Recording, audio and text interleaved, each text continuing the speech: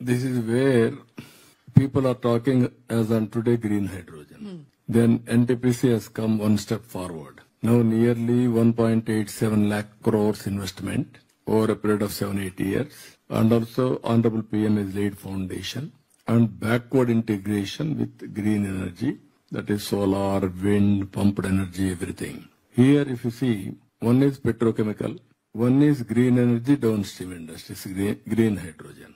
Andhra Pradesh is having 10 ports. For petrochemical, port is required. Green energy for export, again, port is required. So both are possible, as you rightly mentioned. Now there is a huge demand also we have to create. Green hydrogen, all these things. Now that is the future. For sustainability, we have to bring reforms in, I can say, fuel or energy. Earlier we are all talking, and also downstream industries, so many chemicals, and also other areas also. Now, as you rightly mentioned, now people are talking about green energy, then how to go for hydrogen, ammonia, all these things. If necessary, how to convert again power.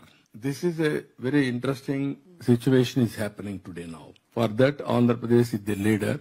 30% of green energy, green hydrogen by 2030, Andhra Pradesh is going to add in the country.